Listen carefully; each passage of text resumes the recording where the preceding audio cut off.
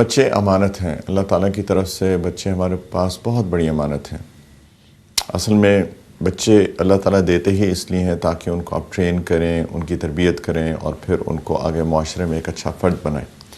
اور اگر ہم ان کو ٹائم نہیں دیں گے، اگر ان کی تربیت نہیں کریں گے تو یہ ایک جرم ہے، ایک کرائم ہے، اللہ کی نظر میں ایک کرائم ہے، I would say actually society کی نظر میں بھی ایک کرائم ہے کہ آپ نے ان بچوں کو ٹرین نہیں کیا کہ وہ معاشرے میں بھیجنے سے پہلے کہ یہ معاشرے کا ایک اچھا فرد بن سکتے۔ تو ہماری نیگلیجنس کی وجہ سے اگر ایک بچہ سوسائٹی کے اندر بغیر تربیت کے چلا جائے گا تو وہ معاشرہ بگڑے گا۔ تو ان ادر ورڈز ہم نے کنٹریبیوٹ کیا ہے اس معاشرے کے بگڑنے میں۔ تو یہ تو ایک سوسائٹل کرائم ہے، ایک اور آف کورس اللہ تعالیٰ کی نظر میں بھی ایک جرم ہے، ایک گناہ ہے۔ تو اس چیز کے بارے میں ہم بات کر رہے ہیں پچھلے کچھ ہفتوں سے کہ کتنی بڑی ذمہ داری ہے ہم سب کی بحیثیت پیرنٹس کہ ہم اپنے بچوں کی صحیح تربیت کریں، اور اس کے لیے ہم نے بہت ساری باتیں کی۔ ہم نے باتیں کی کہ ہم کس مقصد کے تحت کیا گول ہونا چاہیے کہ ہماری اولاد ہو، ہماری نیت کیا ہو اولاد ہونے سے پہلے۔ اور یہ میں بتا چکا کہ ہم معاشرے کو ایک اچھا فرد دینا چاہتے ہیں۔ ہم چاہتے ہیں کہ اللہ تعالیٰ کا نام جو ہمارے خالق ہیں، ہمارے مالک ہیں، ان کا نام جو ہم نے سیکھا ہے ہم اگلی جنریشن کو سکھائیں، اور who can that be other than our own children۔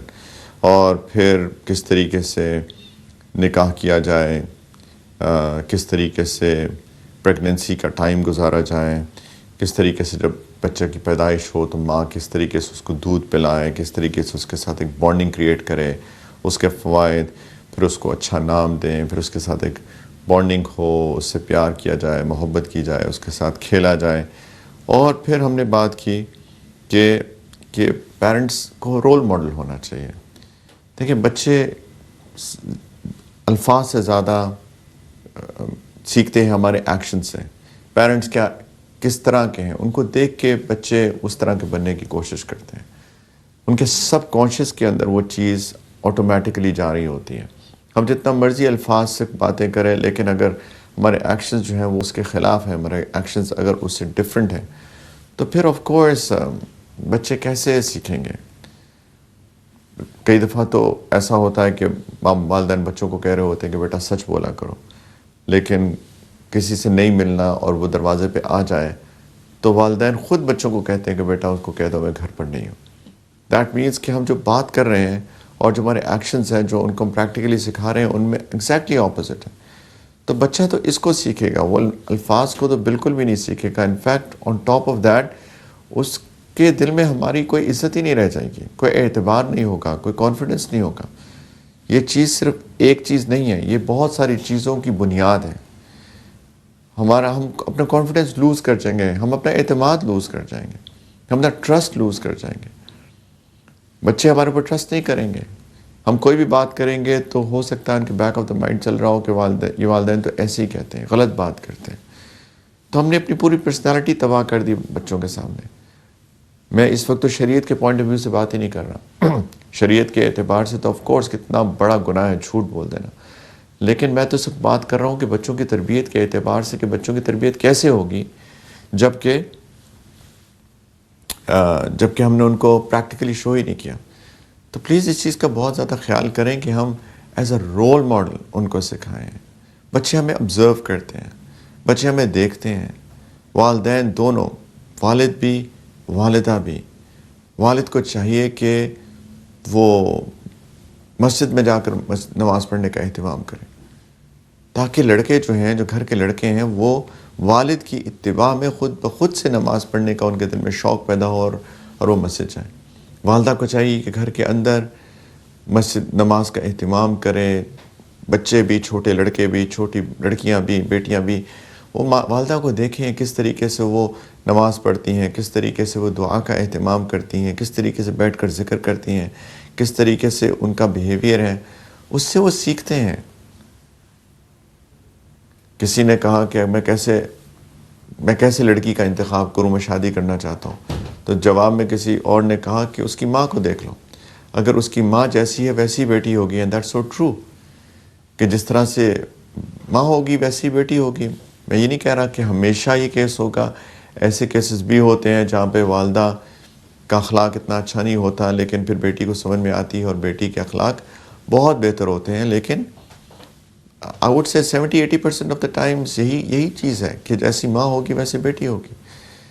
تو ماں سکھا رہی ہے، باپ سکھا رہا ہے، والدین اس کو سکھا رہے ہیں اپنے اگزامپل سے، اپنی پریکٹیکلٹی سے، اپنے اعمال سے.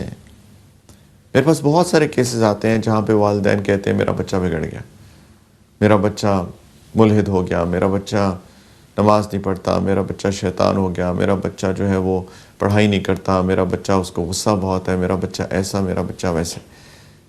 اور اگر آپ دیکھیں گے کہ ان میں سے بہت ساری چیزیں اس والد کے اندر خود ہیں، اس والدہ کے اندر خود ہیں. ان کے اندر خود ایگریشن ہے، غصہ ایسے ناک پہ دھرا ہوا ہے.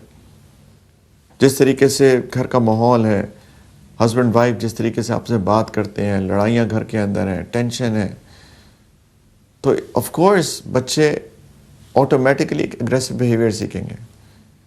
بچے کیوں نرمی سیکھیں گے؟ بچے کیوں اس گھر میں رہنا چاہیں گے؟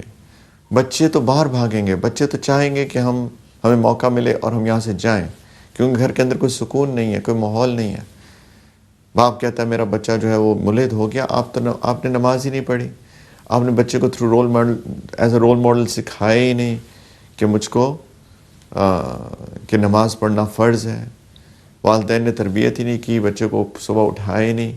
فجر کے وقت جب 7 سال کا ہو جائے بچہ، حدیث میں آتا ہے کہ 7 سال کا ہو جائے تو بچے کو نماز کی ترغیب دو، بچے کو نماز سکھاؤ. اور 3 سال کا وقفہ دیا اللہ کے رسول صلی اللہ علیہ وسلم نے کہ اس کو پکا کر دو 5 وقت کی نماز کے اوپر. اور جب 10 سال کا ہو جائے، اب اگر وہ نماز نہیں پڑھتا تو اس پہ سختی بھی کرنی پڑے تو سختی کرو. یہ تربیت کا ایک پورا ٹائم ہے فرام 7 to 10 نماز کے لیے. لیکن ماں اٹھاتی نہیں ہے صبح فجر پہ، رمضان کے روزے رکھنے کی ترغیب نہیں دیتی ہے. شی 7 ہی 7، بچہ 7 سال کا ہو گیا ہے، اس کو اس کے عقل میچور ہو گئی ہے ٹو سرٹن ایکسٹینٹ. وہ اس کو شریعت کہتی ہے کہ یہ ساری چیزیں آپ سکھا دو. اسکول ہم بھیج دیتے ہیں بچوں کو 4 سال کی عمر میں، 3 سال کی عمر میں، لیکن نماز کے لیے 7 سال وہ چھوٹا ہے، وہ چھوٹا ہے. تو آپ کیسے 3-4 سال کے عمر میں اسکول بھیجنے کے لیے وہ چھوٹا نہیں ہے لیکن اس کے لیے وہ چھوٹا ہے؟ یہ ہماری پرائیورٹیز ہیں. اصل میں پرابلم بہت سارے ہیں، لیکن I think one of the problems is کہ ہم نے آخرت کو سامنے رکھ کر اپنی زندگی کے گول سیٹ نہیں کیے. That is the biggest problem. ہم نے آخرت کو سامنے رکھ کر اپنی زندگی کے گول سیٹ نہیں کیے ہیں، ہم نے زندگی کو رکھ کر اپنی زندگی کے گول سیٹ کیے ہیں.